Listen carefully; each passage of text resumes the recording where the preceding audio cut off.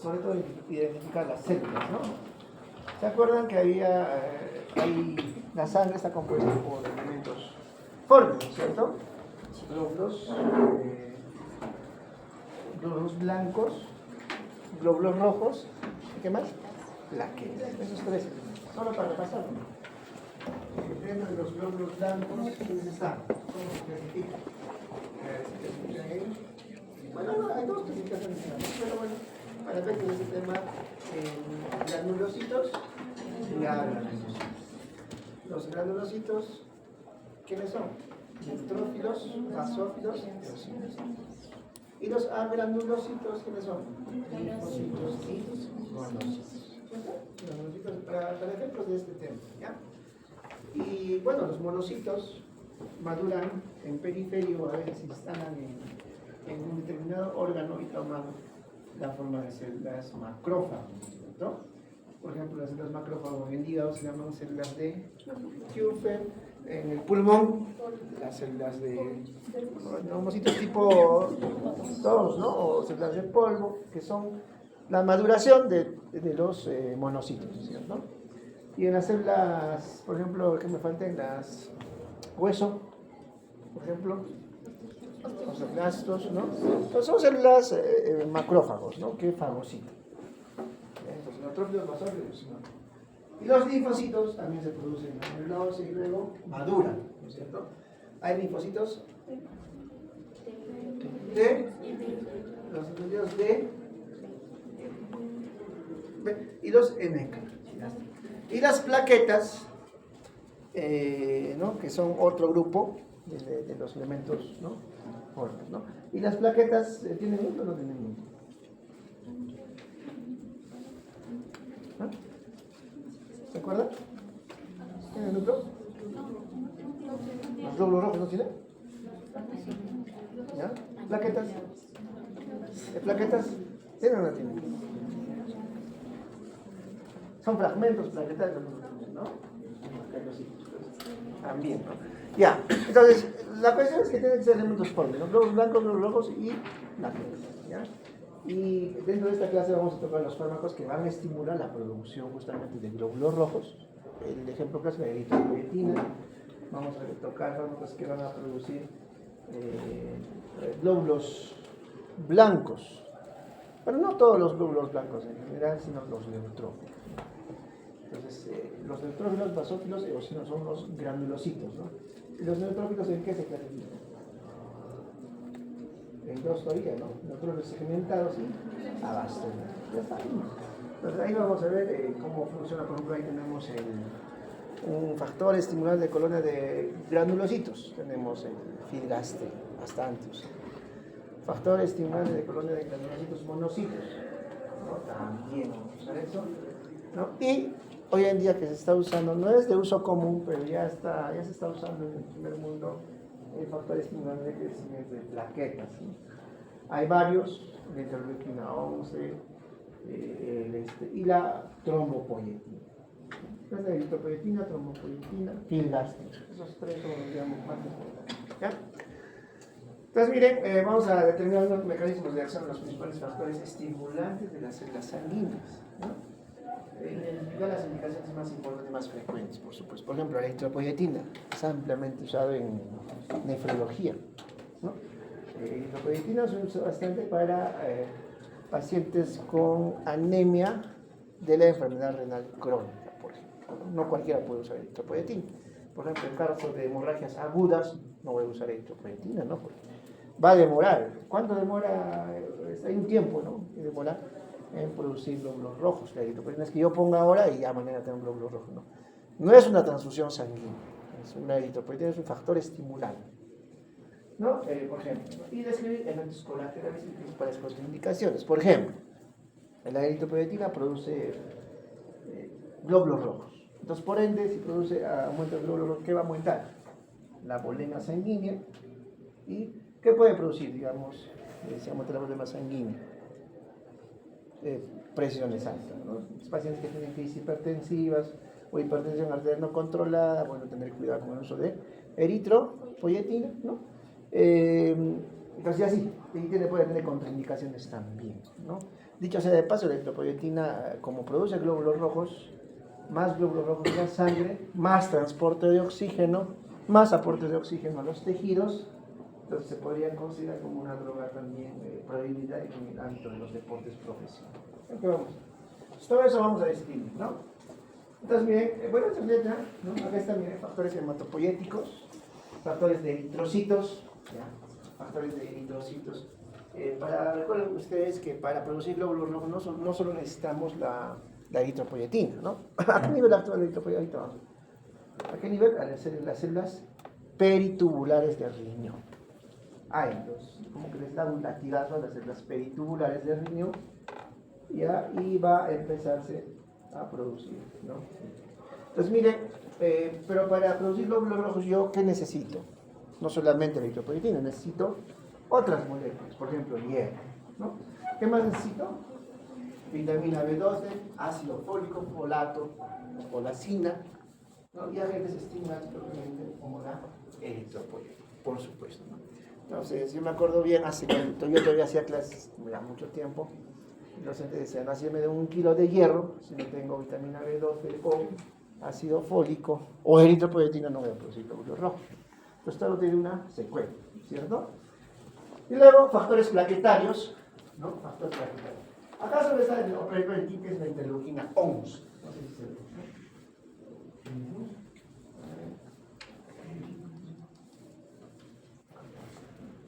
El OPR20, ¿no? Es la interleuquina 11. También estimula la producción de plaquetas, ¿no? Es un factor trombopoyético. Hay varios, hay 2 más. Acá faltan la trombopoyetina, ¿no? Otro más, ¿no? Y factores estimulantes de granulocitos. ¿Quiénes son granulocitos?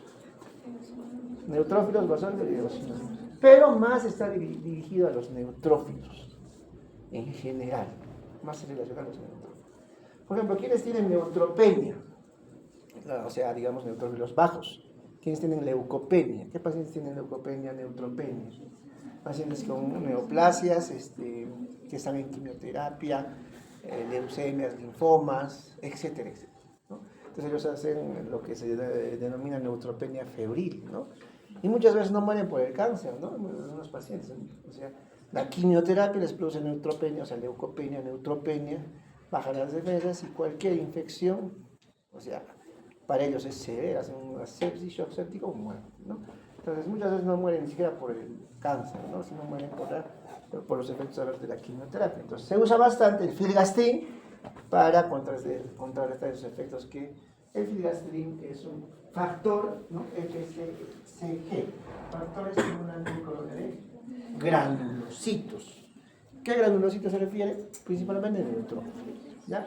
Y se usa en neutropenia febril. Y luego tenemos el salgamostrin, que es un factor estimulante de colones, FCC, factor estimulante de colones de granulocitos y monocitos.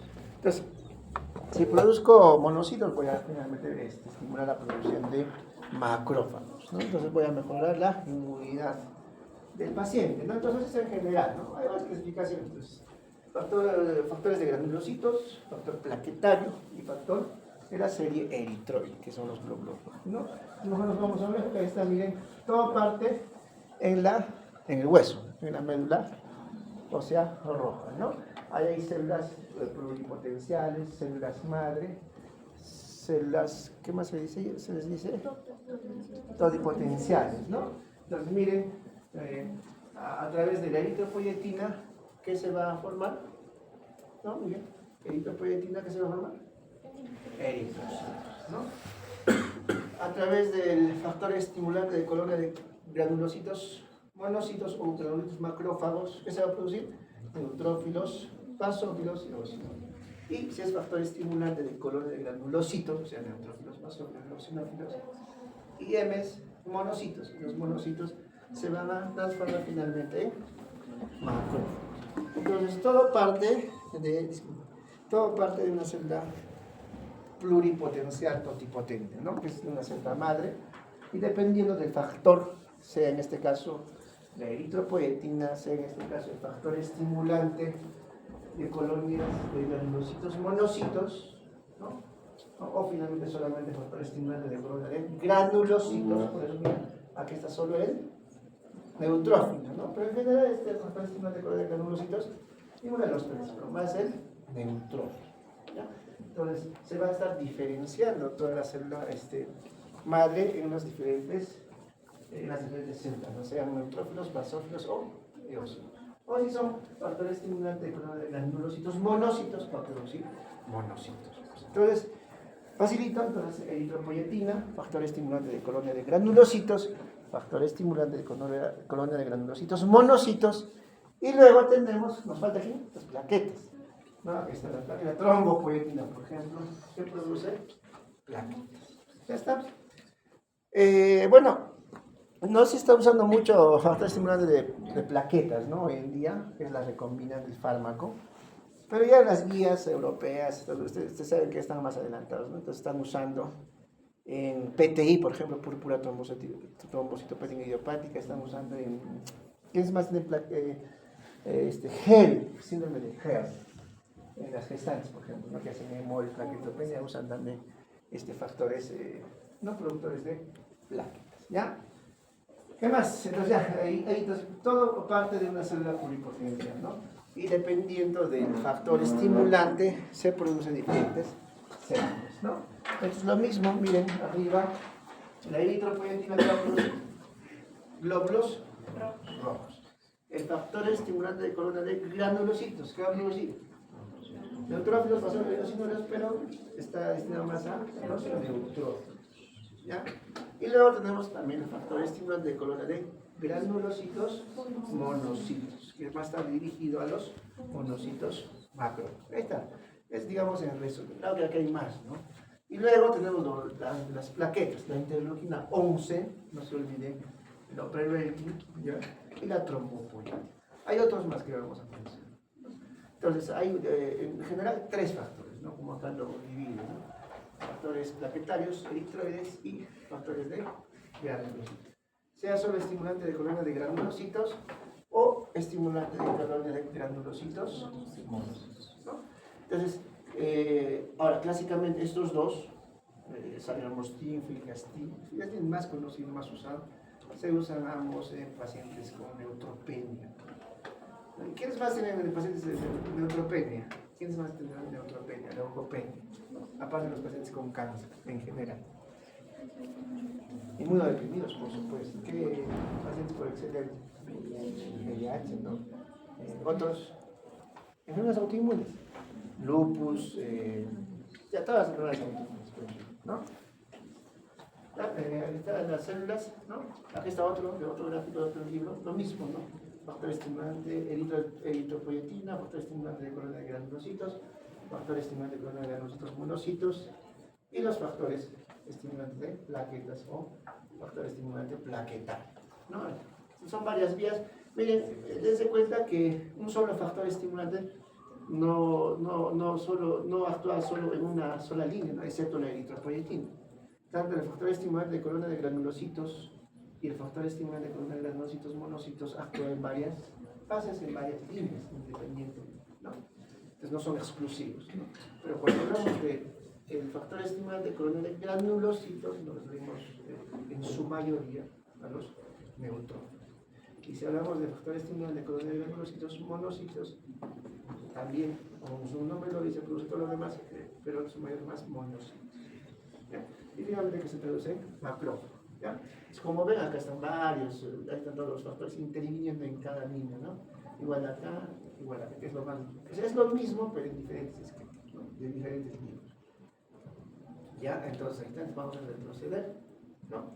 Entonces, los factores de crecimiento hematopoietic son hormonas glucoproteicas que regulan la proliferación, diferenciación de las células progenitoras, hematopoietic medular ósea. Ya está.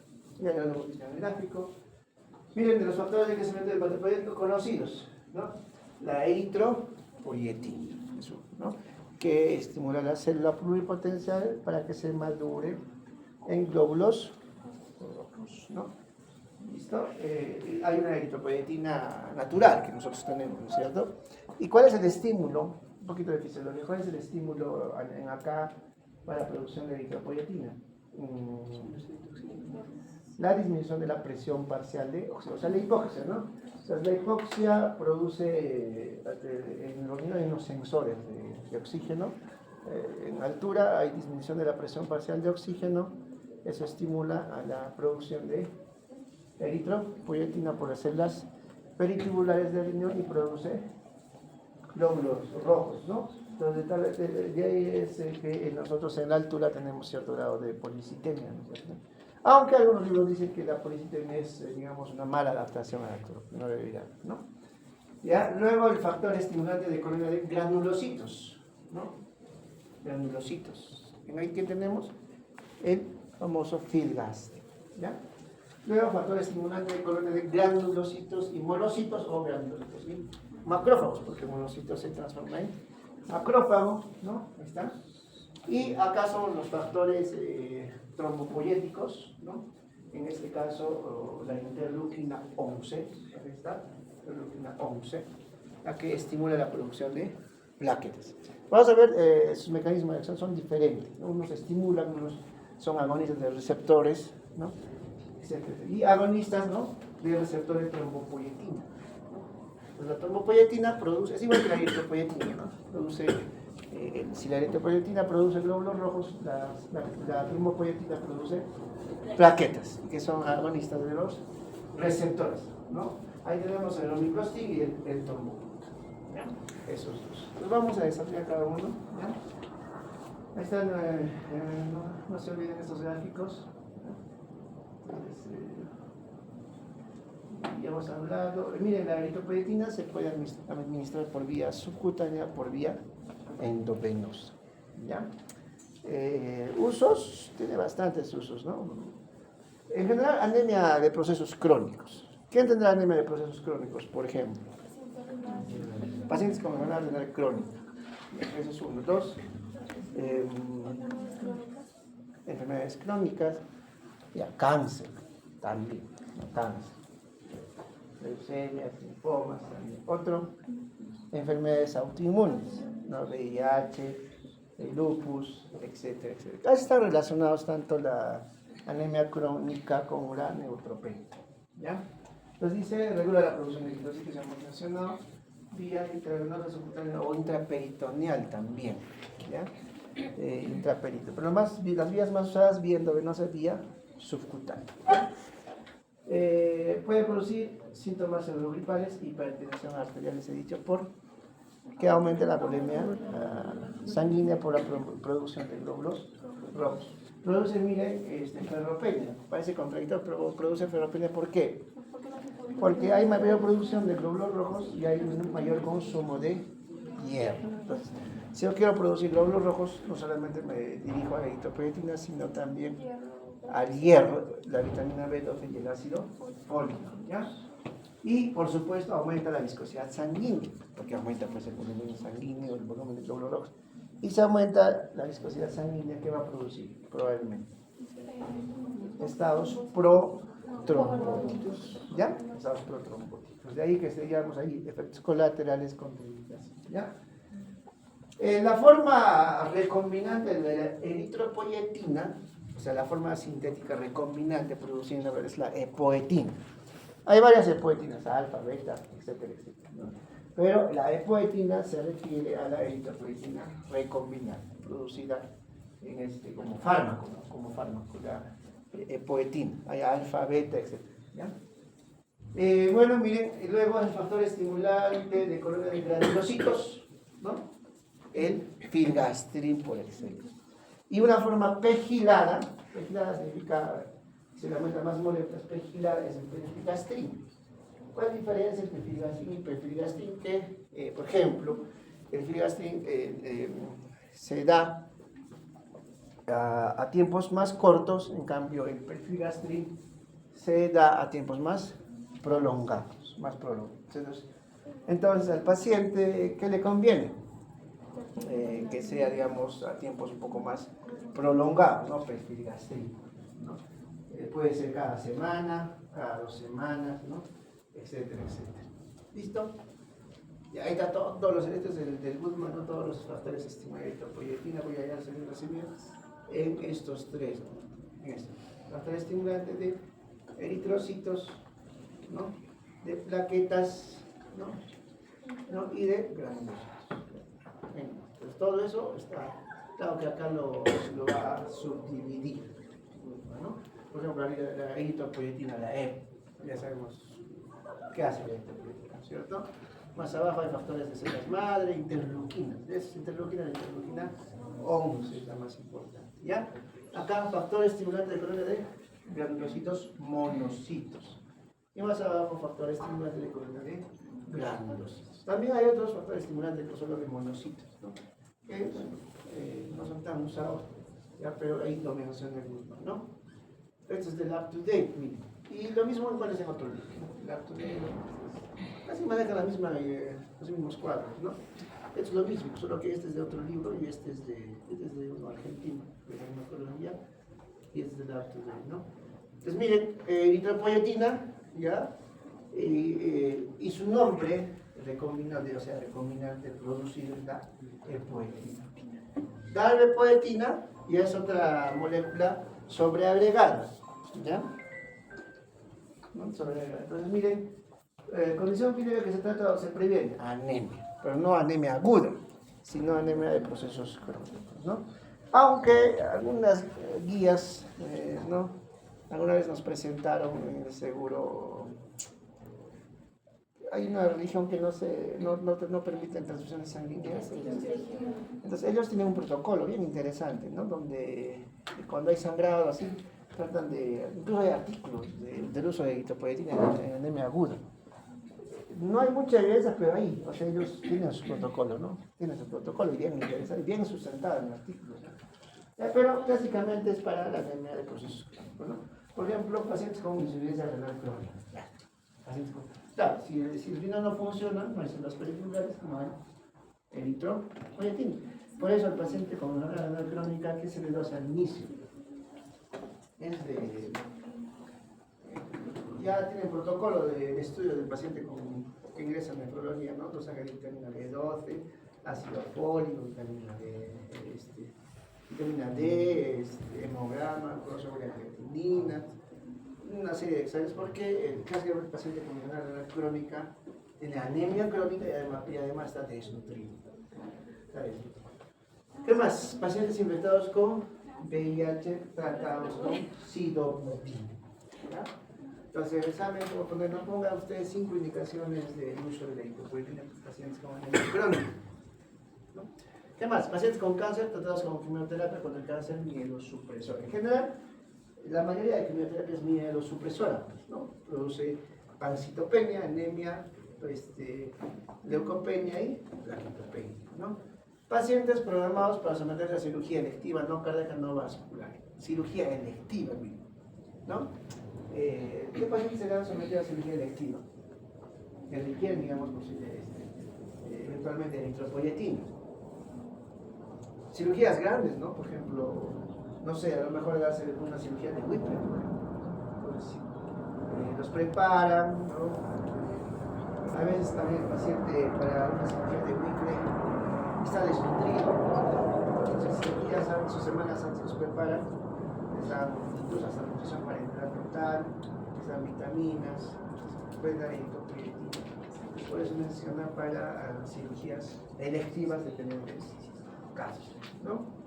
Y más abajo está también lo demás, el filgastrin, factor estimulante de granulocitos, sargabustrin, factor estimulante de granulocitos monocitos.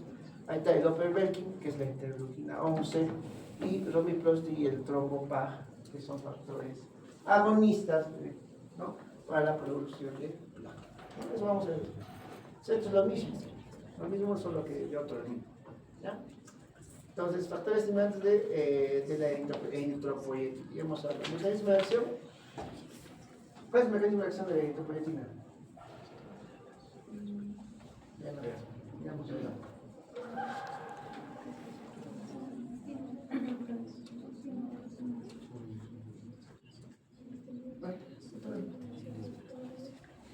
Mecanismo de acción de la eritropoyetina.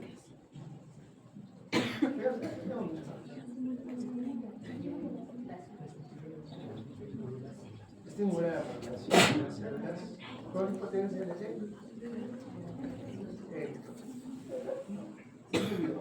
¿ya? Entonces, miren, el mecanismo produce células sintéticas. ¿Dónde se produce la eritropoyetina? Las células felices. ¿Ya? Entonces, el riñón tiene sensor de cambio de oxígeno, ¿no? Por eso pues que tenemos acá la policitemia, ¿no? Sensores de oxígeno. O sea, la hipoxia es un estímulo para la producción de eritropoyetina a nivel del riñón. Entonces, si no hay parénquima renal, un paciente con una renal crónica que está fibrosado el riñón, pues no hay producción de eritropoyetina, ¿no? Ahora, una cosa es la farmacología y otra cosa son los estudios clínicos, ustedes saben bien, ¿no? Farmacológicamente puede mejorar la anemia en los pacientes con renal crónica de eritropoyetina, pero sin embargo, no en todos tienen evidencia, porque hay indicaciones de acuerdo al nivel de hemoglobina donde se puede usar eritropoyetina, ¿cierto? Porque teóricamente o farmacológicamente sí podríamos usarlo, ¿cierto? Es como en el COVID. En el COVID, por ejemplo, había una reacción inflamatoria, ¿no? Entonces todo medicamento que atenuaba la reacción inflamatoria se podía usar, o sea, citromicina, no sé, ozonoterapia, todo, o sea, cualquier medicamento, teóricamente, ¿no? Pero no había ensayos clínicos. Lo mismo es acá, ¿no? O sea, la eritropoyetina mejora la anemia de procesos crónicos, pero no se usa pues, en todos los pacientes, hay indicaciones, ¿no? Y la guía clínica es muy diferente a la farmacología, ¿de acuerdo? La guía clínica se basa más en evidencias, ¿no? Si teóricamente mejora la anemia, entonces yo pues a un paciente desnutrido con anemia de eritropoyetina y chao anemia, no es así, ¿no es cierto? Es una cosa más compleja, ¿no? Ya está. Entonces estimula la producción de eritrocitos, ¿no? Según los receptores específicos presentes en qué células progenitoras o pluripotenciales de la médula ósea, ¿no? Y finalmente se da la producción de eritrocitos. Antes de los eritrocitos, ¿quiénes están? Los eritroblastos. ¿Ya? ¿Qué más? A ver, aumenta la miren, no solo aumenta la producción de glóbulos rojos, sino prolonga su tiempo o su semivida del glóbulo rojo. No solamente aumenta la producción, sino aumenta, ¿qué más? La calidad del glóbulo rojo. No solo produce el glóbulo rojo, sino mejora la calidad del glóbulo rojo. O sea, hay de buen volumen y aumenta el número de glóbulos rojos. Acá dice, ¿no? Aumenta la supervivencia de los glóbulos rojos, o sea, duran más, ¿no? Prolonga la vida útil de los glóbulos rojos en la circulación, o sea, viven más con eritropoyetina, ¿no? Y reducen su apoptosis. ¿Qué es apoptosis? Muerte celular. Entonces, ahí actúa, no solo produce, sino mejora la calidad de los glóbulos rojos producidos, ¿no? Estimula la liberación de eritroblastos maduros de la médula ósea hacia la sangre periódica que se convierte en eritrocitos. ¿Dónde maduran los eritrocitos? ¿Ah? ¿Dónde maduran los eritrocitos? Porque antes se producen eritroblastos, ¿no? En la misma médula ósea tiene sangre periódica. ¿Ya? Listo. Uso terapéutico, ya hemos hecho. Uso terapéutico. Hemos hecho. Lo más de lo mismo. Mejora el rendimiento deportivo. ¿Por qué? Porque al aumentar la cantidad de glóbulos rojos aumentas el transporte de oxígeno y aporte de oxígeno a los tejidos y podrías mejorar el rendimiento deportivo. Está prohibido, ¿no? Efectos secundarios relacionados al aumento del volumen sanguíneo y aumento del número de glóbulos rojos y de la viscosidad sanguínea. Por ejemplo, otro, hipertensión arterial. Otro, por ejemplo, un paciente con falla cardíaca descompensada, ¿qué producirá? Puede producir un infarto, ¿no? Más descompensación de la falla cardíaca por aumento de la bulimia, etcétera, etcétera, ¿no? Entonces, hipertensión arterial, trombosis, reacciones alérgicas, por supuesto, como medicamentos, reacciones alérgicas, ¿qué más? Aumento de riesgo del evento cardiovascular. ¿Por qué aumento de riesgo del evento cardiovascular? Por un estado ustedes saben, el DCB, ¿qué es? O el ácido cerebrovascular, el estado trombótico, el infarto agudo del miocardio, el estado trombótico, ¿no? ¿Listo? ¿Qué más? Riesgos y precauciones. no debe utilizarse en pacientes con hipertensión no controlada, ¿no? Por supuesto que, por ejemplo, en una emergencia hipertensiva, ¿no? La primera hay que tratar la emergencia, antes de enfermedad cardíaca grave, por ejemplo, una ICC descompensada, o shock cardiogénico, por ejemplo, ¿no? O antecedente de coágulos sanguíneos, ¿no? Entonces, por ejemplo, una paciente que hallamos, solo un ejemplo así, ficticio, ¿no? Que toma anticonceptivos orales y se pone eritropoyetina. ¿Qué efecto tiene el anticonceptivo oral? Estamos protrombóticos, ¿no es cierto? Sí. ¿Han visto cuando son los anticonceptivos las indicaciones? Ya son como una serie de hojas, ¿no? Efectos secundarios, ¿no? Dentro de eso, los más frecuentes son los estados protrombóticos, ¿no? En mujeres jóvenes. Y digamos, si pones eritropoyetina, aumentas el riesgo de estado protrombótico y por ende aumentas el riesgo de evento cardiovascular. ¿Ya? Listo, ahí está. Poetina es el nombre de la eritropoyetina recombinada, la producida de fármaco, ¿no? Ya habíamos hablado, mecanismo de acción, ya hemos hablado, vía de administración subcutánea o vía la parenteral, o también, aunque hay vía intraperitoneal. En nefrología lo usa. Indicaciones, digamos, contraindicaciones, ya hemos dicho, hacen lo mismo. Ya, notas terapéuticas, ¿no? Ya, bueno, esto vamos a pasar, ya está lo mismo. ¿No? Efectos indeseados, aumento de fenómenos protrombóticos, ya hemos hablado, aplasia de células hematopoyéticas. ¿Por qué produce aplasia de células hematopoyéticas? Porque la eritropoyetina, han visto en la cadena de producción de las células, pues tú pones eritropoyetina, se va a ir por esa línea y va a dejar de lado las demás líneas, ¿no? Pues por eso dice aplasia, o sea, parece contradictorio, ¿no? Aplasia de células hematopoyéticas, ¿no? ¿Qué más? Efectos secundarios de la eritropoyetina, ¿no? Miren, al ser una molécula anabólica, porque estimula el crecimiento, teóricamente dice que podría estimular, ¿no? El crecimiento de ciertos tumores.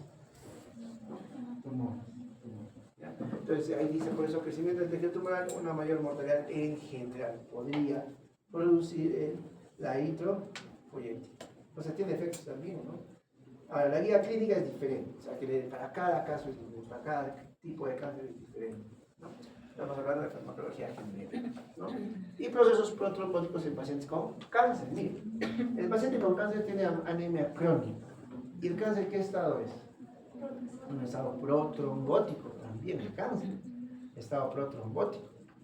Entonces, si el paciente con cáncer tiene un estado protrombótico y tiene anemia de procesos crónicos, anemia crónica, y quiero mejorar con eritropoyetina, ¿qué puede aumentar?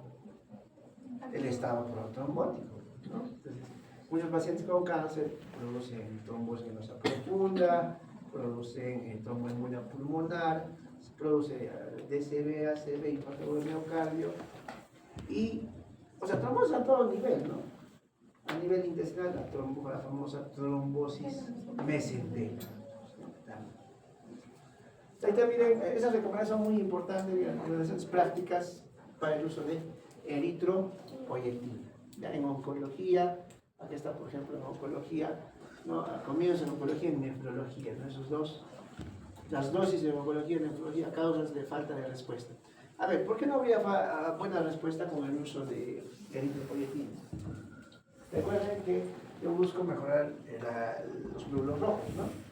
¿Por qué no habría buena respuesta? Uno, porque me falta hierro. Otro, porque me falta las demás vitaminas, B12, ácido fólico, ¿no? O sea, por eso dice déficit de hierro funcional. O sea, tenemos que a la par mejorar el aporte de hierro o debemos dosar los niveles de hierro. Porque ¿de qué me sirve darle más eritropoyetina si no tiene buenas reservas de las otras moléculas, ¿no? ¿Es cierto? Entonces miren, en oncología, ¿no? Dice, no indicado en el tratamiento profiláctico. Ya en pacientes que reciben quimioterapia, pero ¿qué parten de células de hemoglobina normales? O sea, no. Yo teóricamente podría, si está normal la hemoglobina, para prevenir podría dar eritropoyetina, ¿no? O sea, claro, por mecanismo de acción. Pero sin embargo, las guías clínicas no lo recomiendan. No está recomendado. ¿Por qué? Porque su riesgo supera el beneficio. el riesgo por trombosis, ¿ya? Sobre todo en pacientes que tienen hemoglobinas bajas. ¿Ya? ¿Qué más dice? En pacientes con tumores hematológicos, intentar reducir primero la masa tumoral. Primero, reducimos la masa tumoral porque hemos visto que puede aumentar el tamaño tumoral. Tiene un efecto anabólico. ¿Ya?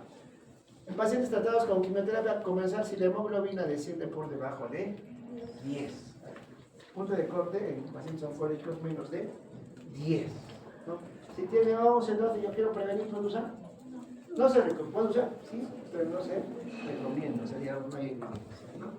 Y así, ¿no? Comenzar incluso antes por debajo de 12 si las condiciones clínicas lo requieren. Ah, claro. Incluso, mire, 10 dice, ¿no? Pero si puede ser más, sí, pero ciertas características peculiares. Si el paciente tiene, por ejemplo, una anemia crónica sintomática, si el paciente tiene cardiopatía, ¿no? Etcétera, etcétera, ¿no? Porque el cardiópata necesita mejorar su aporte de oxígeno, ¿no? Entonces puede usar eritropoyetina. Ahí hay diferentes indicaciones, ¿no? Miren, ¿cuándo usar transfusión de paquete globular? En general, la transfusión de paquete globular se usa cuando la hemoglobina está menos de 7. Incluso pacientes con anemia crónica. ¿Nefro están rotando? ¿Nefro han visto pacientes con hemoglobina de 6? Normal, están caminando, haciendo sus actividades, ¿no? Entonces, es una anemia ya, o sea, el cuerpo ya se ha adaptado, es casi normal. Pero en general, una anemia, o sea, una hemoglobina menos de 7, 8, tiene indicación de transfusión, ¿no? Entonces, acá dice, la reducción de concentrados es una alternativa, especialmente con cifras menos de 8. O sea, menos de 8, usar eritropoyetina es bien complicado recuperable con el solo eritropoyetina. Tendrías que transfundir con la anemia severa con paquete globular, ¿no? Peor si va a estar sometido a un procedimiento, etc. ¿No? Listo, miren, en nefrología, el tratamiento con eritropoyetina con el objetivo de mantener cifras en este rango, de 10 a 11 gramos por. Podría ser beneficioso sobre la velocidad de progresión renal. O sea, podría mejorar la progresión, o sea, de la enfermedad renal crónica. Dice, no, puede ser beneficioso. O sea, no está tampoco del todo salido, ¿no? Pero sí mejora los síntomas, ¿no? Pero a la larga podría mejorar también la mortalidad. No se ha demostrado un beneficio del mantenimiento de cifras de hemoglobina mayores asociados a estos niveles superiores con mayor probabilidad de desarrollo de enfermedad tromboembólica. Si el paciente renal también tiene que estar corriendo de enfermedad tromboembólica, ¿no? Con cifras mayores de 10 a 11, no ha demostrado tener beneficio con el uso de eritropoyetina. ¿Ya? Dosis, mira, ahí están las dosis, ¿no? Las dosis, eso lo vamos a ver en la parte práctica. Las dosis, miren, eritropoyetina alfa y beta, ¿no? 150, ¿no? Unidades por kilo 3 veces por semana, vía sustituta. 3 veces por semana, o sea, el paciente tiene que venir 3 veces en la semana. Eso para los pacientes algunos es incómodo. A ellos les conviene venir pues, cada semana por una dosis, ¿no? Entonces, miren, darbepoetina, miren, 2.25 microgramos por kilo por semana. Entonces, la darbepoetina se puede usar con tiempos más prolongados, cada semana, ¿no? Entonces, en el cerebro, por ejemplo, no hay darbepoetina, hay eritropoyetina. Lógicamente, la darbepoetina está más caro, ¿no? En nefrología, ahí están las dosis que lo vamos a hacer después, ¿no? Darbepoetina, eritropoyetina alfa, etcétera, etcétera, ¿no? ¿Y por qué no podría haber respuesta? Uno, porque no hemos corregido los déficits de los demás, ¿no? Vitamina B12, ácido fólico y hierro. ¿Ya? Ahí está, la poetina es la eritropoyetina recombinante. Recombinante, ¿no? Existen diversas formas de poetina, alfa, beta, etcétera, dependiendo de la cadena, ¿no? La darbepoetina es una forma hiperglicosilada de la epoetina, que tiene una acción, ¿no? Presenta una vida más larga, se puede usar tiempos más prolongados, ¿no? Y con menor frecuencia, por supuesto. Entonces, ¿cuál preferirían usar, digamos? Claro, si están hospitalizados, podría ser eritropoyetina. Si están hospitalizados, porque el paciente está en área, ¿no? Pero si es de ambulatorio, la darbe poetina, ¿cierto? Porque es cada semana. ¿Ya? Entonces se puede, la poetina se puede administrar por vía subcutánea, vía endovenosa, ¿no? Etcétera. Listo, ahí también la poetina alfa, más de lo mismo, analiza los receptores de eritropoyetina expresan las células progenitoras, ¿no? La célula progenitora tiene pues, receptores, ¿no? Dependiendo del receptor, se va a producir glóbulos rojos, ¿no? Neutrófilos, basófilos, eosinófilos, monocitos, ¿no? Efectos, ya hemos dicho, aplicaciones clínicas también hemos mencionado, estamos repitiendo, ¿no? Toxicidad, interacciones, etc. ¿Qué interacciones podría tener la eritropoyetina? Con otros fármacos que producen también estado trombótico, ¿cierto? O la eritropoyetina, por ejemplo, con la aspirina, ¿qué podría producir? Aumenta la presión. Recuerden, la aspirina es un antiagregante plaquetario, ¿no? Entonces, la eritropoyetina produce más estado trombótico. ¿Y la aspirina qué produce? Lo contrario, ¿cierto? Entonces podría disminuir el efecto pues, de la aspirina, ¿no? Que ahí más o menos vienen las intervenciones farmacológicas, ¿ya?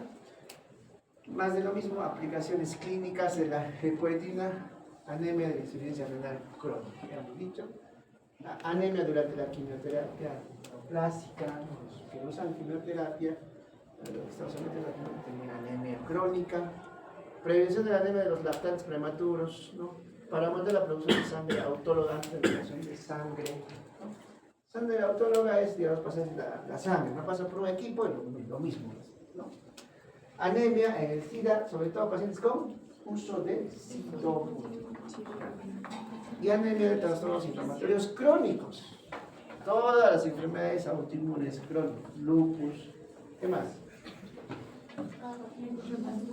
Púrpura trombocitopénica idiopática. Otro. Todas las enfermedades autoinmunes en general, ¿no? Por ejemplo, en nefrología, ¿qué enfermedades autoinmunes conocen? Glomerulopatías primarias. Hay una serie de cantidades de enfermedades autoinmunes, ¿no? Casi todo nefro es autoinmune, ¿no? Y ahí se puede usar la, ¿no? Miren, efectos adversos, dosis altas relacionadas a hemorragia subaracnoidea, SB, infarto agudo miocardio, insuficiencia cardíaca y fallecimiento. Aumento de la producción tumoral en ciertos tipos de cáncer, por ejemplo, carcinoma mamario, cáncer de pulmón, tumores malignos de cabeza y cuello. Este deportista, ¿no? Ganó varios títulos y usó eritropoyetina como para aumentar su rendimiento y finalmente lo descubrió, ¿no? Ya, eso en cuanto a la eritropoyetina. ¿Alguna pregunta? Ya, seguimos. Factor estimulante de crecimiento mieloide, ¿no? Mieloide. Ahí está. Factor estimulante de columna de granulocitos. Factor estimulante de columna de monocitos. Factor estimulante de columna de granulocitos, monocitos. Eso está. Pero, como que sepan, factor estimulante de columna de granulocitos y factor estimulante de columna de granulocitos, monocitos, suficiente. ¿No? Entonces, miren, vamos a ir. Acá está. Esto. Este cuadrito no se olviden para temas de examen. Factor estimulante de columna de granulocitos. ¿Quién está? Clásicamente el filgastrin. ¿Ya? El filgastrin. El enogastrin, ¿ya? Es la forma glicosilada, igualito, así como la eritropoyetina versus la darbepoetina. Eritropoyetina, digamos, 3 veces por semana. La darbepoetina 1 vez por semana. Igualito, filgastrin, digamos, más corto, y el enogastrin más prolongado, ¿no? Es la forma hiperglicosilada. Y factor estimulante de columna de granulocitos, monocitos. Ahí tenemos el salgramostin, ¿no? El salgramostin, que es el más conocido, ¿no? El más conocido. Entonces, usos clínicos. ¿Para qué usaremos el factor estimulante de columna de granulocitos? Prevención y el tratamiento de pacientes con neutropenia febril o neutropenia febril postquimiótica. Es bien frecuente eso, ¿no? Cuando vean pacientes, o sea, por ejemplo, la UCI cae en pacientes con sepsis, shock séptico, sepsis, ¿no? Y la sepsis por diferentes causas, ¿no? Uno de esos pacientes, por ejemplo, séptico, shock séptico, que repito, que desencadenan shock séptico, es pacientes que usan quimioterapia y que están con neutropenia. Un germen multidroga resistente, repito, los mata, ¿no? Hemos tenido experiencias incluso con colegas, ¿no? Con colegas que han tenido, por ejemplo, han estado en quimioterapia, están entrando los días caminando para su quimioterapia ambulatoria y en la tarde están falleciendo, un shock séptico, ¿no? Entonces, justamente se usa ahora, hay algunas guías que en estados de shock séptico no recomiendan el uso de filgrastim, porque aumenta la bacteria. El filgrastim es más para pacientes más estables, digamos que están con quimioterapia ambulatoria, están hemodinámicamente estables, ¿no? Hospitalizados estables, ¿no? Pero en UCI hay una controversia. El paciente en UCI ya está descompensado, está en falla orgánica, entonces el filgrastim algunas guías no recomiendan. Así como, por ejemplo, el hierro de extraño. Ustedes saben que las bacterias consumen también hierro. Entonces, en casos de estados de shock séptico, sepsis, no se recomienda el uso de, por ejemplo, hierro de extraño, ¿no? Sí, así, ¿no? Por eso, en el caso de sepsis, shock séptico, es controversial el uso de pero sí en pacientes para mejorar su neutropenia, que están más estables, ¿no? Postquimioterapia. Este primer ciclo en pacientes con un riesgo a desarrollar más de hay un score de riesgo. Según ese score de riesgo, por su riesgo de neutropenia, puede usar filgrastim. Profilaxis primaria. Secundaria, ¿no? Prevención del desarrollo de neutropenia febril. Postquimioterapia en pacientes que ya han presentado en ciclo. Si han hecho ya neutropenia, se puede usar el filgrastim, ¿no? Entonces, en realidad, ambos, tanto salgamostin como filgrastim, se usan para neutropenia febril. No se olviden. Pregunta examen. ¿Está? El filgrastim no es un factor estimulante de colonia de granulocitos recombinante. Si habla de factor estimulante de colonia de granulocitos recombinante, me refiero al filgrastim recombinante, o sea, produce un fármaco que produce. Es una glicoproteína, ¿no? Y es producida por esta bacteria E. coli, ¿no? Y la forma pegilada, que es el pegfilgrastim, ¿no? También es de uso más prolongado, ¿ya? Que versus el filgrastim, ¿ya? Ahí está, mecanismo de acción, indicaciones generales, neutropenia, pacientes en quimio o radioterapia también, ¿no? Quimioterapia, leucemia, mielofibrosis, neutropenia idiopática crónica, etc. Vamos a ver más. Efectos adversos, ¿ya? Uno de los efectos adversos más frecuentes es esto: dolor óseo, ¿ya? Dolor óseo. Pacientes que reciben filgrastim, y eso se ve en la práctica. Pacientes que están con quimioterapia tienen bastante dolor óseo, en todos los huesos, ¿no?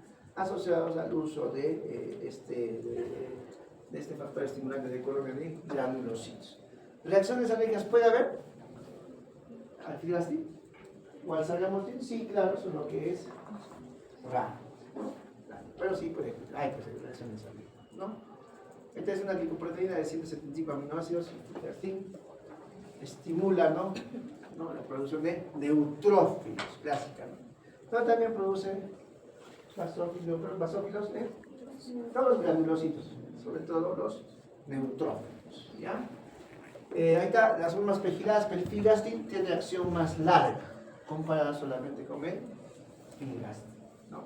Son formas pegiladas, ¿no? Tiempo de vida media, esto ya no vamos a mencionar, vía subcutánea, ¿no? Una vez por ciclo de quimioterapia, ¿no? Por cada ciclo de quimioterapia, ¿ya? ¿Listo? Acá también esto ya hemos hablado, dolor óseo leve a moderado se ve un efecto adverso del filgrastim. Y recuerden que pacientes con antecedentes a sensibilidad a proteínas producidas por E. coli, tener en cuenta el uso o tener cuidado en el uso del filgastri, ¿ya? Bueno, se ha observado esplenomegalia en algunos pacientes cuando hay un uso crónico de filgastri, ¿ya? El filgastri es ya la forma pegilada del filgastri, ¿no? Lo mismo, solo que más se puede usar en tiempos más prolongados, ¿ya? Igual, indicaciones generales: neutropenia, quimioterapia, radioterapia, leucemia, neutropenia idiopática crónica, ¿ya? Miren este gráfico, ¿ya? Este es del Goodman. A ver, ¿no? ¿Qué dice? ¿No? Efectos del factor estimulante de colonia de granulocitos, línea roja, o placebo, línea verde, en el recuento absoluto de neutrófilos, ¿no? Neutrófilos. A ver, postquimioterapia, día de estudio, ¿no? La línea roja, miren, a los cuantos días más o menos hay aumentos de, o picos de, ¿no? De granulocitos, ¿no? Ahí también, el verde, ¿qué cosa es? Según lo que dice placebo, ¿no? Placebo versus el efecto del factor estimulante de color de granulocitos, ¿no? Miren, entonces, ¿a qué día más o menos tengo que esperar para que aumente la cantidad de neutrófilos? El primero cuarto hasta octavo, quinto día más o menos. Y luego hay otro pico, baja, y luego 12 hasta el 20º día. O sea, el pico más o menos el 16º, ¿no? Versus placebo. Entonces, sí mejora la cantidad de neutrófilos.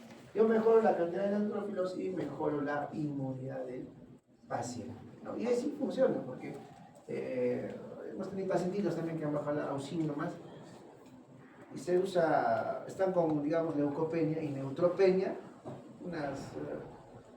una semana nomás de filgastrin diario y un control a la semana, en 7 días, ya está, ¿no? Y mucha y bien, ¿no? Mejora su inmunidad, ¿no? A menos que ya la infección nos gane. Cuando ya está en estado shock séptico, es bien difícil sacar el paciente. Bien, ¿no? Sargamostrin, ¿no?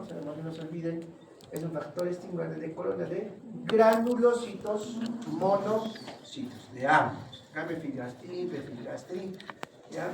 Es solo este factor estimulante de colonia de granulocitos. En este caso es granulocitos y monocitos. Igual, indicaciones: pacientes con trasplante de médula ósea, ¿no? Aumenta la producción de proteínas amiloides, apoya la suma de migración, pacientes con leucopenia por quimio-radioterapia, y aumenta el conteo de leucocitos, ¿no? ¿Existe transfusión de leucocitos? Así como transfusión de plaquetas, transfusión de glóbulos rojos.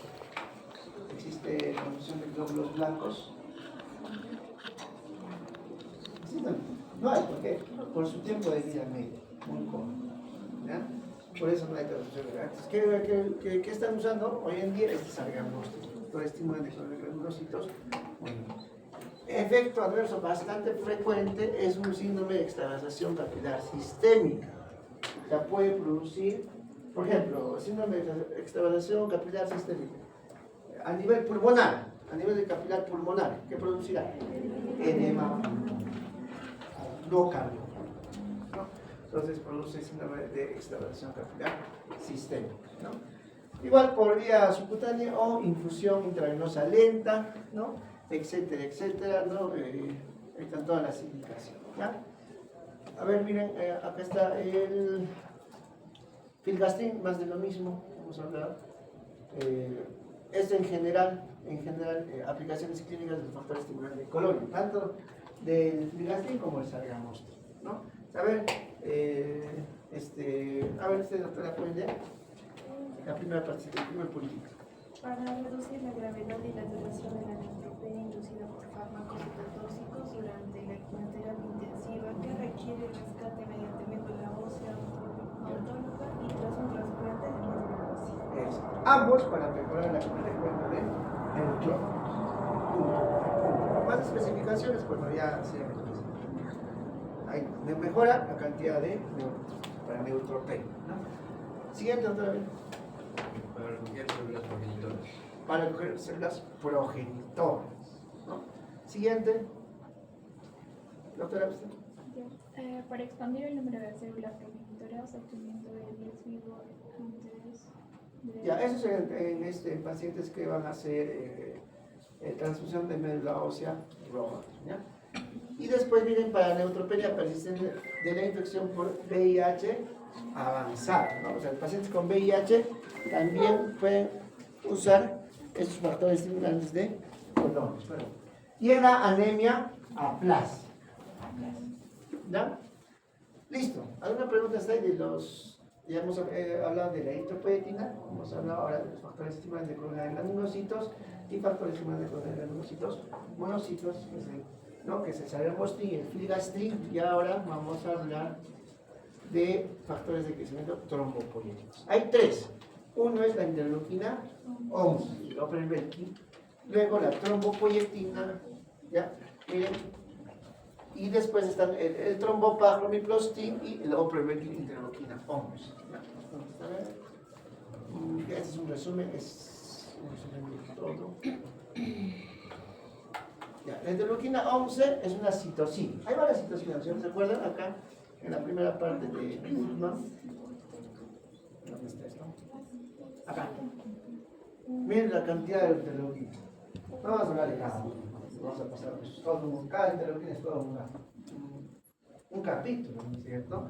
Sí, interleuquina 11 para efectos de este tema, ¿no? ¿qué es?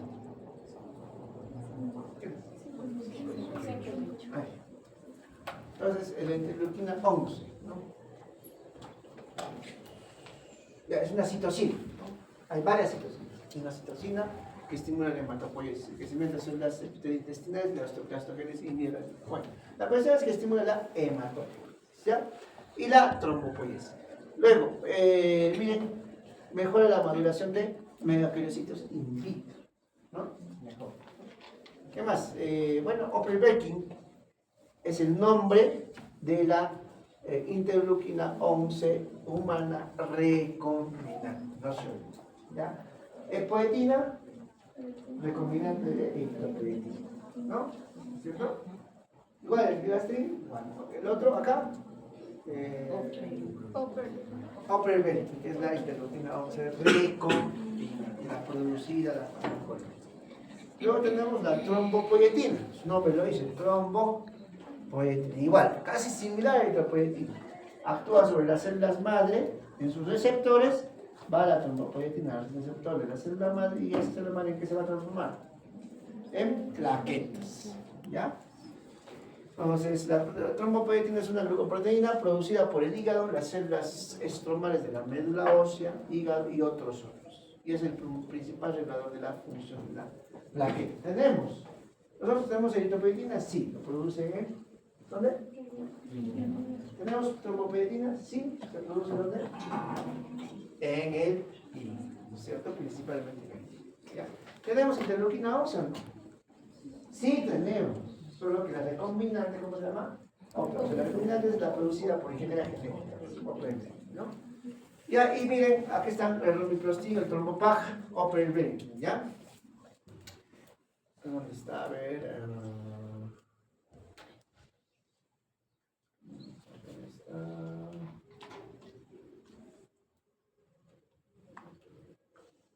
Ya, aquí está. El romiplastin son los fármacos, mira. Romiplastin, ¿qué cosa es? Trombopoyetina recombinante humana. Trombopoyetina recombinante humana. Ese es el fármaco recombinante. O sea, trombopoyetina nosotros tenemos. Y su recombinante humano, o sea, producido por ingeniería genética, romiplastin. El trombopag, miren, es ojo, agonista de los receptores de trombopoyetina en los progenitores mieloides. Agonista de los receptores, ¿no? Agonista de los receptores de trombopoyetina, trombopag. Y opervelkin, interleuquina 11, recombinante, estimula la producción de plaquetas. Como ven, los tres tienen diferentes mecanismos de acción. El romiplastin es trombopoyetina, solo que es producido en laboratorio, pues se llama trombopoyetina recombinante. El trombopag es una agonista de los receptores de trombopoyetina, se estimula, ¿no? Como le da un latigazo a la célula pluripotencial. Y opervelkin, ¿no? Que es la interleuquina 11, que estimula directamente la producción de plaquetas diferentes, ¿no? Indicaciones generales, trombocitopenia, por supuesto, y más hay estudios en trombocitopenia idiopática, PTI, púrpura trombocitopénica idiopática. Ustedes saben que en la escala de tratamiento de la PTI, arriba hay fármacos inmunomoduladores. Al final están estos de acá, la trombopoietina, y debajo de ese, al final, los refractarios, está la esplenectomía, ¿no? Listo, entonces, indicaciones generales, trombocitopenia, clásicamente en la PTI. Efectos adversos, también formación de... Claro, si tengo la producción de plaquetas, ¿qué voy a estimular? Efecto procoagulante, ¿cierto? Hepatotoxicidad, el trombopac, edema, palpitaciones en los vómitos o periódico. ¿Ya? ¿Listo? Aquí está es más de lo mismo, hemos dicho efectos, mecanismos de acción, físicas químicas. Y este es, digamos, el cuadrito de los STEP. También, mira, bien puntual, ¿no? Es lo que les quería mostrar al final, ¿no? Es lo que no es, que termine. Por ejemplo, interleuquina 2 por interleuquina 11. El recombinante se llama Operibel. Miren, ¿qué hace? Ahí tienes el dominio en inglés. A ver. Aumenta la producción de plaquetas. Se usa en trombocitopenia. Ya está, así, o sea, este libro es así preciso. Solo que es full memoria, ¿no? Hay que saber el mecanismo de acción, ¿no? Factor estimulante de colonia de granulocitos, filgastrin. Aumenta los granulocitos. Sobre todo, ¿cuál? Neutro, ¿no es cierto? Sargamostrin es factor estimulante de colonia de granulocitos monocitos. No, aumenta granulocitos, sobre todo los monocitos. Y finalmente, ¿quiénes? Los macrófagos. ¿Ya? Eritropoyetina, anemias, pero no cualquier anemia, especialmente asociada a falla renal, anemia de procesos crónicos, ¿no? ¿Qué más? Trombopoietina, trombocitopenia. Entonces, este cuadrito resume prácticamente todo lo que hemos hablado, ¿no? Todo lo que hemos hablado. Para temas del examen, pues este cuadrito no se olvida, ¿ya? Y de las indicaciones. Ya está, hasta ahí una pregunta para pasar a farmacología de la anemia. Entonces no se olviden, eritropoyetina, ¿no? Entonces acá este cuadrito, los tres, ¿no? Factores eritroides, ¿no? Factor plaquetario y factor de granulocitos, tanto solo de granulocitos como granulocitos monocitos. ¿Quién está acá? El sargamostrin. Y acá el filgastrin. Lo van a ver en su internado, lo van a usar el filgastrin. ¿Ya? ¿Alguna pregunta está ahí? ¿Ya? ¿Qué indicaciones en general? Ya pongo usted 5 indicaciones del uso del filgastrin. Pongo usted 5 indicaciones del uso de la eritropoyetina. Y las dosis, todo eso lo vamos a ver.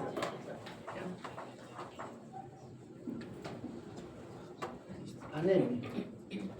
Ya, anemia, está bien cortito, miren, acá vamos a hablar del hierro, un poco del hierro. Luego, para producir glóbulos rojos, ¿qué necesitamos? Solo hierro, ¿no? Vitamina B12, ácido fólico, ¿no? Etcétera, etcétera. Mira, aquí está el hierro. Vamos a ver un poquito del hierro. Es bien interesante cuánto de, por ejemplo, ¿dónde está? De hierro se necesita, por ejemplo, miren, en el embarazo. Ustedes saben que el embarazo es un estado anabólico, ¿no? Necesita bastante tiempo, ¿no? La absorción estimada, miren, este cual es bien interesante. Yo le doy dosis total de hierro, ¿cuánto se absorbe? Miren, cuando se supone si yo doy más de hierro, lo lógico sería que yo voy a absorber más, ¿no es cierto? Pero no, tenemos un porcentaje de saturación de absorción de hierro, así se llama.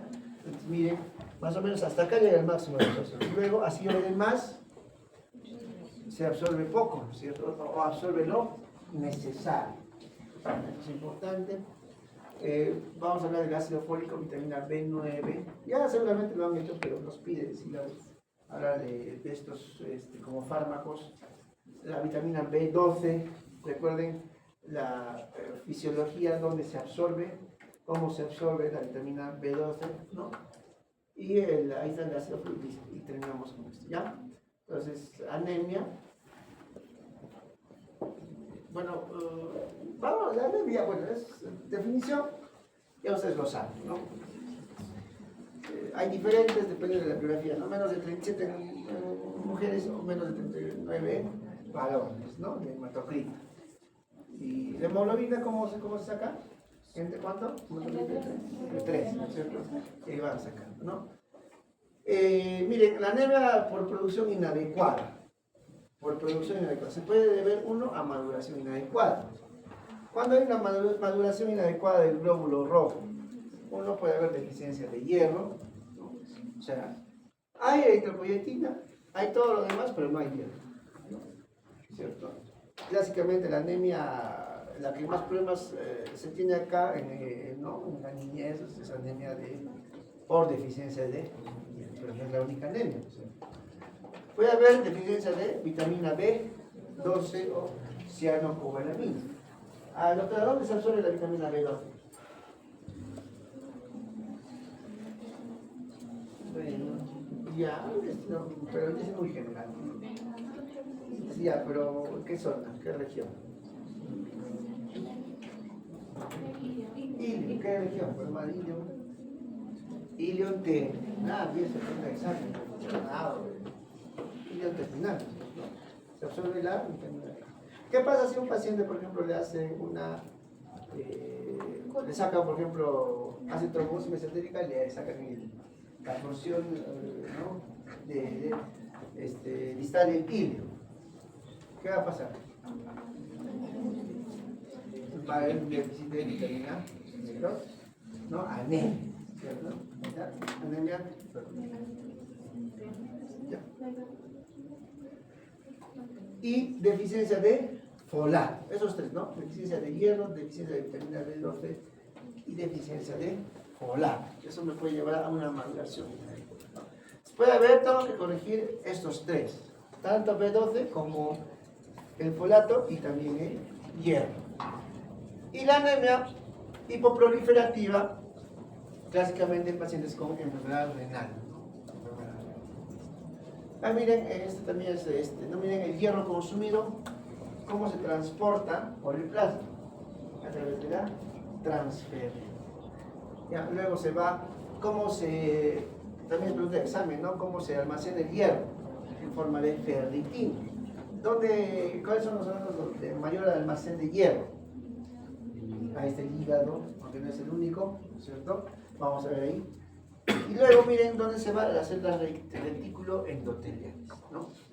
¿Para qué usan las células retículo endoteliales el hierro? Ya hemos visto, ¿para qué? Para la producción de glóbulos rojos, ¿no? Entonces, buena parte del hierro, ¿dónde está? Del hierro, en los glóbulos rojos. ¿Y en qué parte de los glóbulos rojos? ¿Conformando qué molécula? La hemoglobina. El núcleo de la hemoglobina, el núcleo del hierro, ¿cierto? Y miren, y luego está por todos los hematíes, hemoglobina, células retículo-endoteliales, reservas de ferritina, almacén de hierro, y la transferrina es el transporte de ella de forma de transferrina. Y miren, mioglobina y otras enzimas. ¿Qué enzimas, por ejemplo? Cito como P450 que tiene hierro, mioglobina, lo mismo, o sea, hemoglobina es a nivel sanguíneo, mioglobina a nivel de los músculos, ¿no? También tiene hierro y se va distribuyendo, ¿no? Entonces, el hierro es importante para la síntesis de hemoglobina. Miren, el hierro férrico puede ser convertido en hierro ferroso para poder absorberse en el tubo digestivo. ¿En qué zona se absorbe más hierro?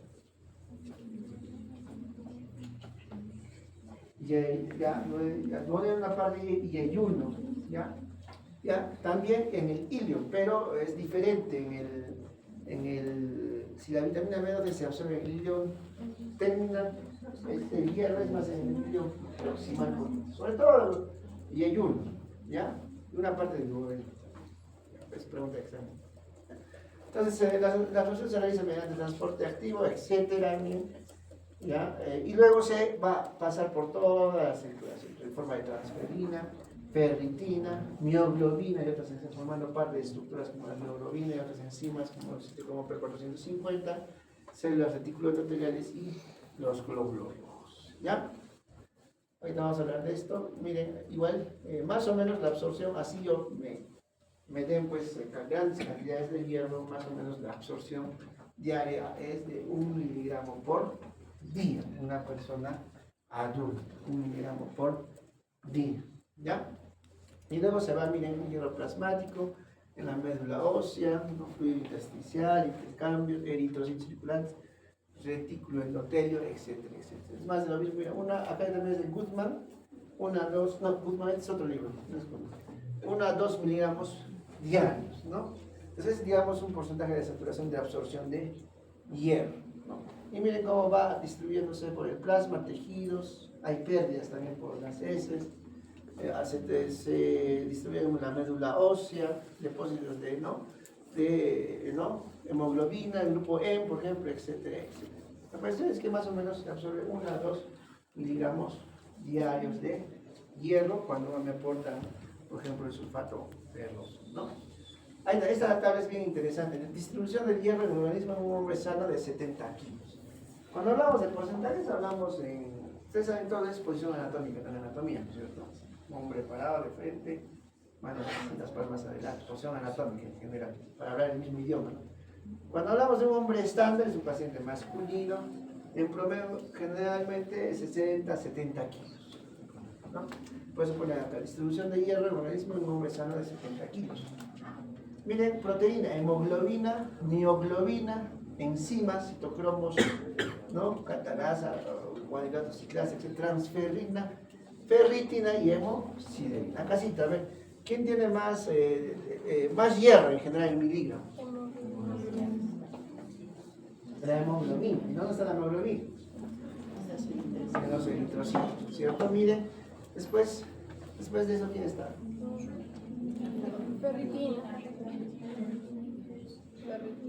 Ferritina, hígado, ¿no? Hígado, médula ósea, ¿qué más? Músculo, ¿no? Ya está. Entonces, mira, cantidad de hierro, nomás está en el grupo hemoglobina, ¿no? O sea, la hemoglobina, los eritrocitos, ¿no? ¿Ya? Y miren, mioglobina también, ¿no? Músculo. Pero miren, en forma de ferritina, ¿dónde está más?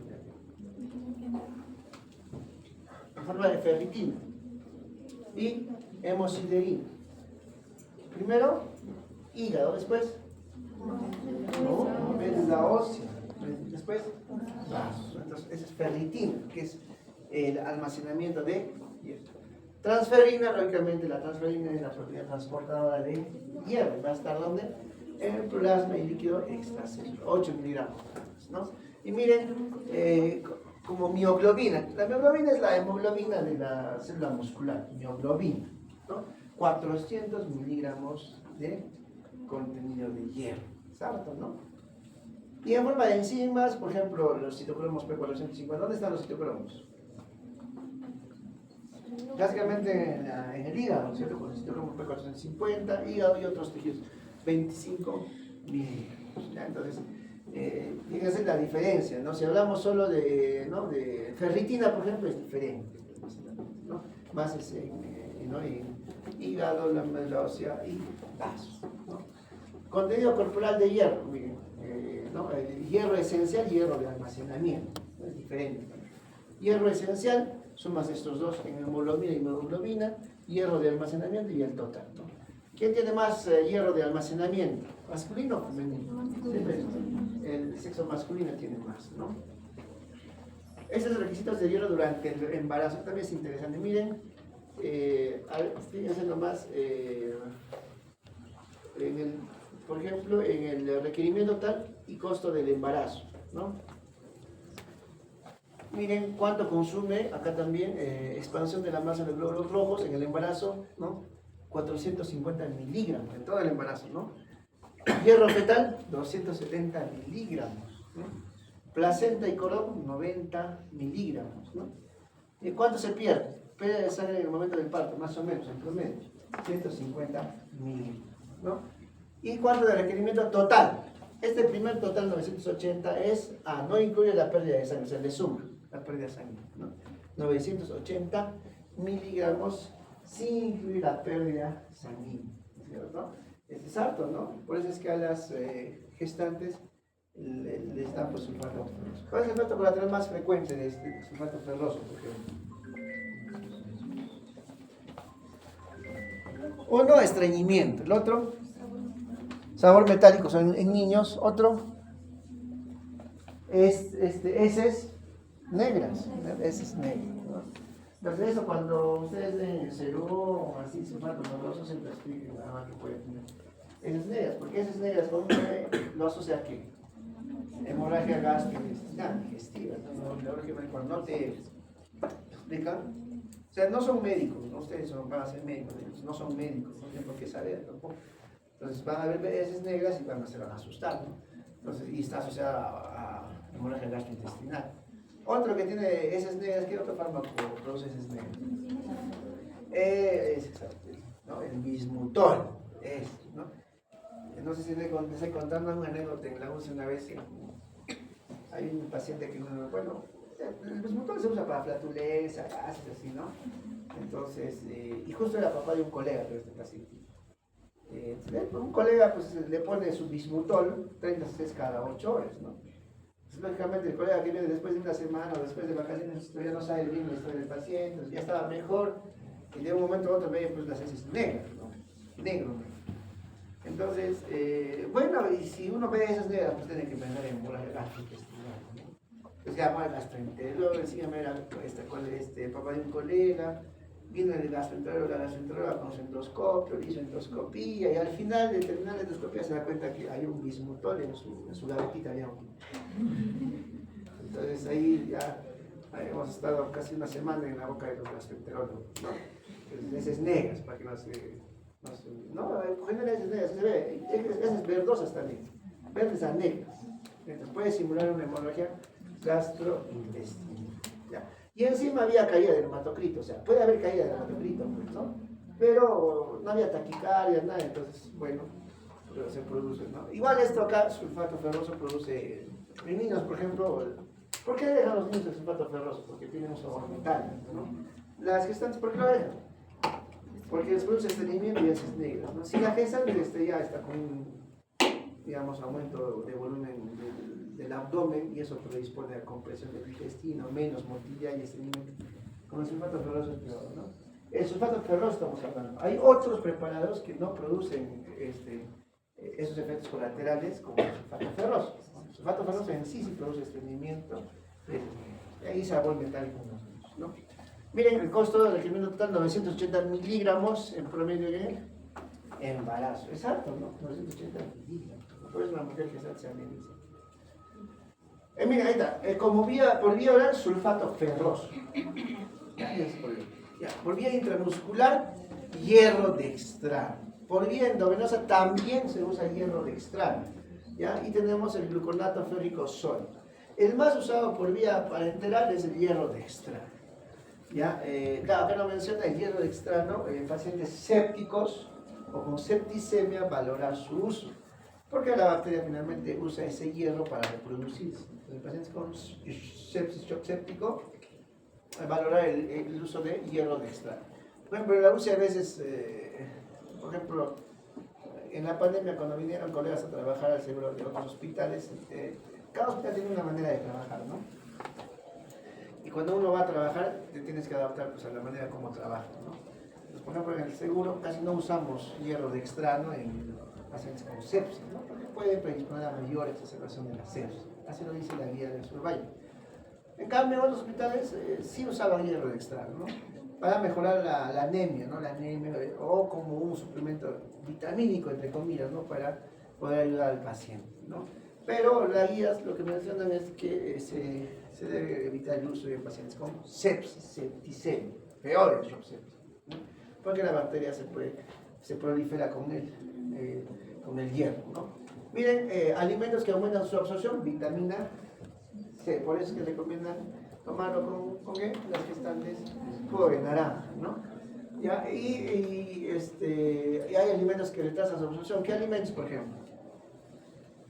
Retrasan la absorción de hierro. ¿Ya? quesos, leches, ¿no? Etcétera, lácteos, ¿no? Fármacos que pueden producir o disminuir su absorción, tetraciclinas, fluoroquinolonas, ¿no? Por eso se tiene que espaciar 2 horas más o menos, ¿no? Uso intramuscular profundo, por ejemplo, de hierro dextrano, ¿no? Entonces, conclusión acá, vía oral, sulfato ferroso, y vía intramuscular o vía endovenoso, hierro dextrano, ¿no? Contraindicado en pacientes con sepsis o septicemia, ¿no? Para lograr su uso. Efectos adversos, miren, náuseas, vómitos también, ¿ah? Y miren, no solamente estreñimiento, sino en algunos casos, en unos pacientes, diarreas, ¿ya?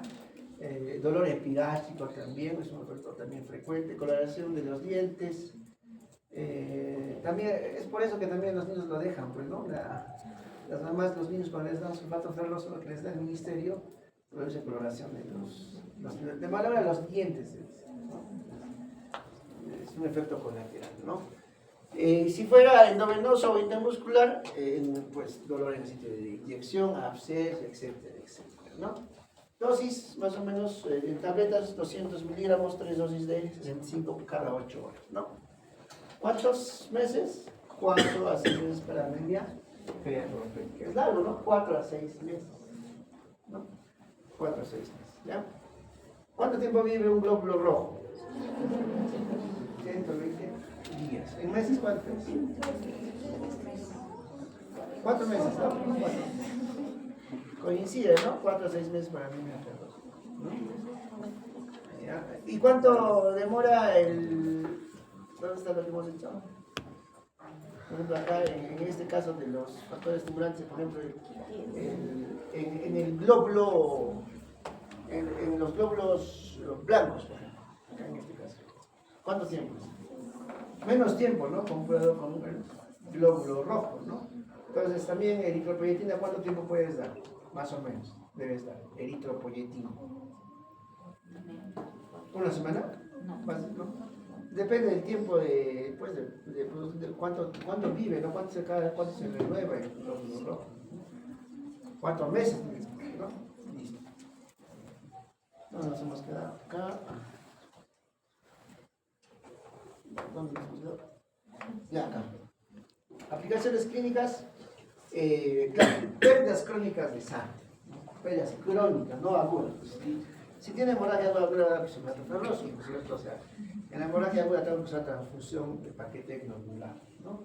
Y después, algunos puedes usar hierro dextrano, ¿no? Sulfato ferroso. Ya cuando el paciente esté estable, no en caso de shock, ¿no? Aumento de las necesidades, por ejemplo, en la gestación ya hemos hablado, periodo inicial de lactato, por eso les da sulfato ferroso. Aporte dietético insuficiente, por ejemplo, ¿no? Eso pues, se da poco en países desarrollados, ¿no? Absorción insuficiente, eso es importante. ¿Qué pacientes van a tener absorción insuficiente? Que hoy en día está de moda, ¿no? Por ejemplo, pacientes con gastrectomías parciales, totales, cirugías bariátricas, ¿no? Cirugías de Whipple, síndromes de mala absorción, celíaca, etc. O sea, toda la patología que puede alterar todo el tubo digestivo, ¿no? Por ejemplo, en el caso de la vitamina B12, la vitamina B12 para absorberse, ¿qué necesita? El factor intrínseco de Castells. ¿Y quién produce esa glicoproteína que se llama factor intrínseco de Castells? Las células parietales del estómago, ¿no? ¿Se acuerdan? ¿Cierto?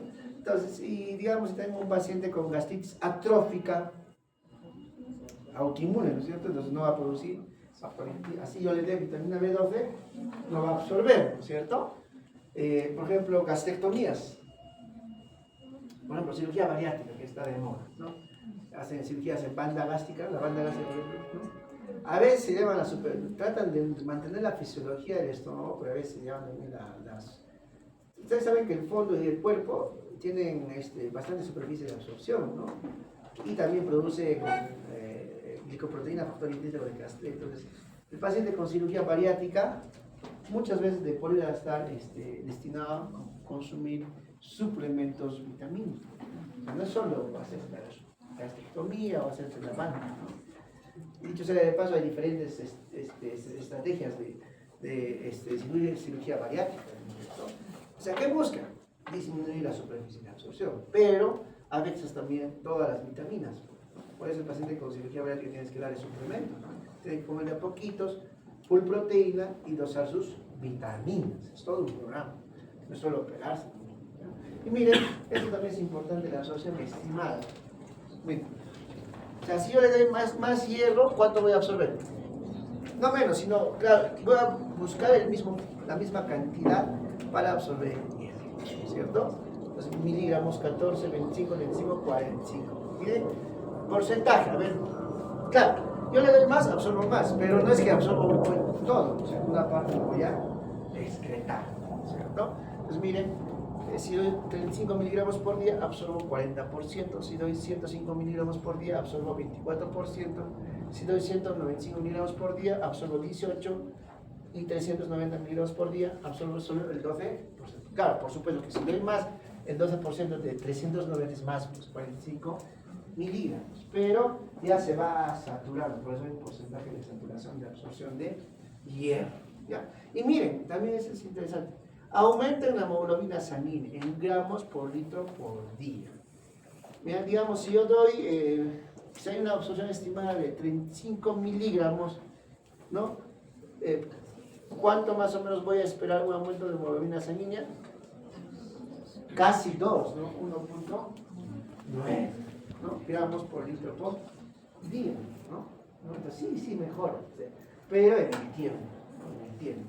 ¿Cuánto tiempo tengo que dar de hierro, de sulfato ferroso, por ejemplo? ¿Lo hemos dicho? En promedio el tiempo que vive un glóbulo rojo. 4 meses, 6 meses, ¿no? Pues tiene lógica, no es solo dar, no es que yo tomo 3 semanas y ya, ¿no? ¿Cierto? Hay preparados, chicos, sí, hay preparados en el día pandemia, incluso en los niños también, eso lo vamos a hacer en pediatría, lo vamos a hacer acá, donde ya no sé, o sea, sulfato ferroso como tal produce pues este alimento, por eso lo dejo, pero hay otros preparados que tienen hierro, ¿no? Los que tienen menos efectos colaterales, que sí se usan en gotitas, ¿no? Esto ya bueno, ácido fólico. ¿Para qué es importante el ácido fólico? Acá. Mira, el folato de la dieta, a través de folato reductasa se produce folato reducido, ¿no? El folato reducido, ¿no? Se produce ácido fólico. ¿Para qué me sirve? Síntesis de bases nitrógenas púricas y pirimídicas. Y síntesis de aminoácidos, que son muy importantes. Los aminoácidos son unidades de las proteínas. Y las bases púricas y pirimídicas, unidades de ácidos nucleicos. Entonces, el ácido fólico es importante para la producción de aminoácidos y, ¿qué más? Bases nitrógenas, púricas y pirimídicas. Entonces, actúa como cofactor enzimático de enzimas de la biosíntesis de bases nitrógenas, ¿no? Y aminoácidos. Suplementación en pacientes embarazadas se da, ¿no es cierto? Porque está asociada a defectos del tubo neural. Aunque también, otra vez, ustedes saben que los artículos salen cada día, ¿no? Cada día. O sea, los libros están un poco atrasados, 5 años más o menos con los artículos, porque los libros son recopilación de artículos también, ¿no? Entonces, también algunos artículos ya dicen que el ácido fólico, o sea, más bien podría producir otras alteraciones, ¿no? No se sabe, ¿no? Hace poquito nomás estaba viendo un video, ¿no? Cómo era la medicina de la preeclampsia en 1920. ¿Cómo creen que era? Preeclampsia, ¿saben? ¿Entienden lo que es preeclampsia, no? Más o menos, estados hipertensivos del embarazo, preeclampsia. La presión alta en el embarazo. Entonces, en 1920 dice usaban, para estas patologías de preeclampsia usaban insulina. Usaban, había unas pastillas de esa época, pues, pastillas teratogénicas en esa época, y eran obligatorias usarlas para bajar la presión sanguínea de la madre, que hoy en día están contraindicados, ¿no es cierto?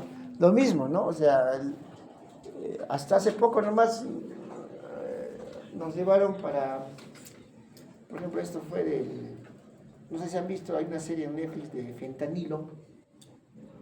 ¿Cómo? ¿Por qué en Estados Unidos se usa bastante fentanilo, o consumen bastante fentanilo en tabletas? ¿Han visto? Sí, porque un farmacéutico, si no me equivoco, hizo, ¿no?, la venta libre hace tiempo. Hace tiempo se aprobó la venta libre de fentanilo en Estados Unidos. No hace poco, sino hace tiempo. No sé en qué año. Entonces, ¿por qué? ¿Por qué? Porque producía cierta sensación de analgesia, calmaba el dolor y la ansiedad, pero no publicaban los resultados de abstinencia que producían. Entonces, muchos médicos fueron partidarios también de recetar fentanilo, porque sí, realmente, ¿no? Calmaba, pero ya después se dieron cuenta que producía abstinencia, dependencia, ¿no? Y sacaron del mercado, ¿no? Entonces, la medicina cambia, o sea, pero las ciencias básicas, mecanismo de acción, esas cositas, no va a cambiar. Por eso que son ciencias básicas. Muchas indicaciones pueden cambiar, ¿no? Por ejemplo, el ácido fólico está viendo ya contradicciones, ¿no? Ya se está viendo, ¿no? Que otros dicen que sí se debe dar porque previene efectos del tubo neural, otros dicen que ya no se debería dar. Bueno, que será de acá 5 años, 10 años, ¿no? Ustedes saben. Prevención de efectos del tubo neural, ¿no? Anemia megaloblástica, pacientes con alcoholismo, síndrome de mala absorción. Anemia megaloplástica, ¿no? O sea, que característico de la deficiencia de vitamina B y B12, anemia perniciosa, ¿no? 0.1 a 1 miligramo por día. Clásicamente el ácido fólico viene de 0.5 miligramos, 0.5 miligramos la tableta de ácido fólico. Entonces puedes dar hasta 1 miligramo, o sea, 2 tabletas por día, ¿no? Antes, se usa en los esquemas todavía antes del embarazo, ¿no? La vitamina B12, nos vamos a acá este grafiquito, miren, recuerden cómo se absorbe la vitamina B12.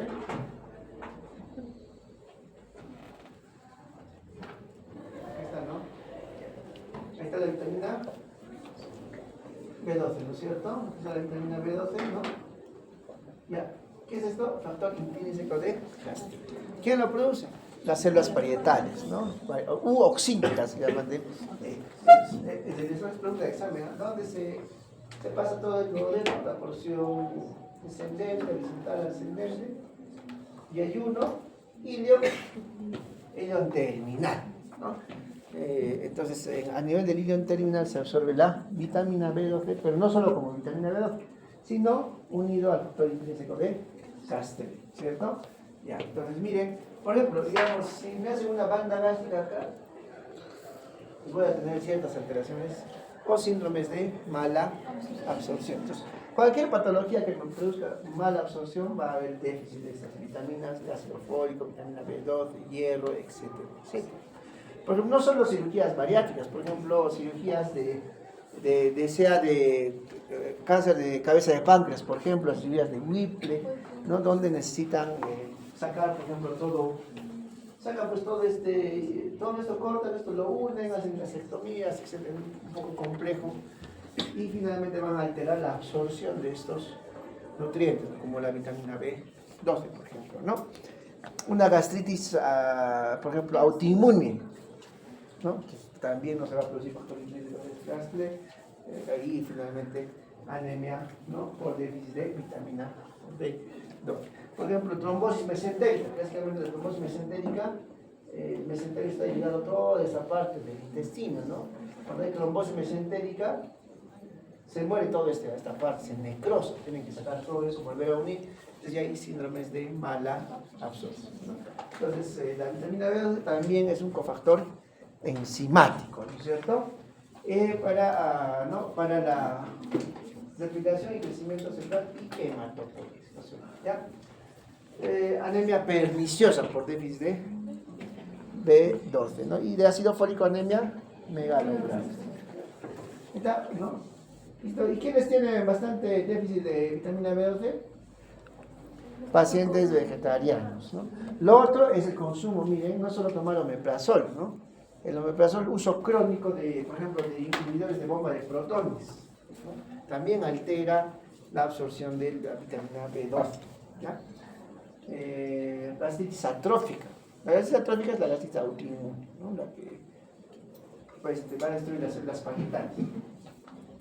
La metformina también, ¿ya? Metformina cuando es de uso crónico, ¿ya? ¿Listo? Y se usa 100 a 400 microgramos por día. Y el intramuscular, semanal a mensual, ¿ya? Ahí está, ácido fólico, ¿no? ¿Qué medicamento me puede disminuir, digamos, el folato folacida, el metrotexate, bastante usado el metrotexate en los procesos de enfermedades oncológicas. ¿Ya? ¿Listo? Nada más, eso ya hemos visto y ya. Entonces, un break, ¿les parece? ¿Qué eres? Los apagamos. 5:46. 5:46. 46. 6, ya, 10 minutitos, ¿ya? Oh, voy a llamar lista, a ver.